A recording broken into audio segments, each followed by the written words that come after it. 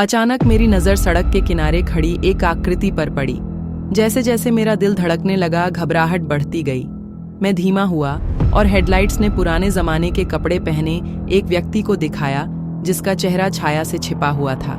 मैंने पलकें झपकाईं और एक पल में वह आकृति गायब हो गई। जो कुछ मैंने देखा उसका अर्थ समझने की कोशिश में मेरा दिमाग दौड़ गया। मैंने इसे थकावट या रोशनी की चाल बताकर अपना सिर हिलाया और सावधानी से गाड़ी चलाना जारी रखा। जैसे जैसे मैं आगे बढ़ता गया, मेरे चारों ओर अजीब सी आवाजें गूंजने लगीं, फुसफुसाहट, हल्की हंसी और भयानक चीखें। स्टीयरिंग व्हील पर मेरी पकड़ मजबूत हो गई और मैं अपने माथे पर पसीने की ठंडी बूंदें महसूस कर सकता था। ऐसा लग रहा था कि सड़क कभी खत्म नहीं होगी। अंधेरे जंगल में और गहराई तक घूमती हुई धुंध और घनी हो गई, जिससे मेरी दृष्टि धुंधली हो गई। प्रत्येक मोड़ और मोड़ ने मुझे और अधिक खोया हुआ महसूस कराया। एक ऐसे दुःस्वप्न में फंस गया जिससे मैं जाग नहीं सका।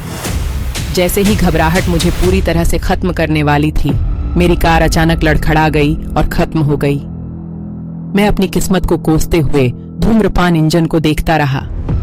मेरे चारों ओर का जंगल परेशान करने वाली आवाजों से गूंज रहा था और मुझे ऐसा लग रहा था जैसे मुझे देखा जा रहा है।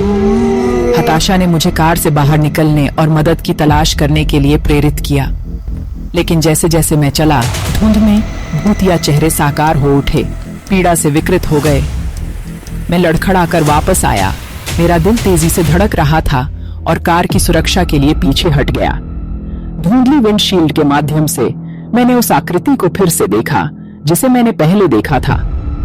इस बार वे कार की ओर चले। उनके पैर जमीन को नहीं छू रहे थे। उनका चेहरा राख हो गया था, आंखें खोखली थीं और उनके होठों पर एक ठंडी मुस्कान तैर रही थी। जैसे जैसे आकृति करीब आती गई, यह एहसास मुझ पर एक टन ईंटों की तरह टूट पड़ा।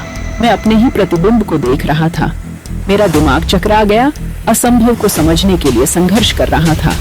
आकृति ने मेरी आवाज में फुसफुसाते हुए कहा, आपकी नई वास्तविकता में आपका स्वागत है। भयभीत और भ्रमित होकर मैंने कार की खिड़की तोड़ दी और लड़खड़ाते हुए जंगल में चला गया। धुंध ने मुझे पूरी तरह निगल लिया और सब कुछ काला पड़ गया। जब मैं उठा तो मैं सड़क पर वापस आ गया था। रात में गाड़ी चला रहा था, अपने ही डर के अंतहीन चक्र में फंसा हुआ था।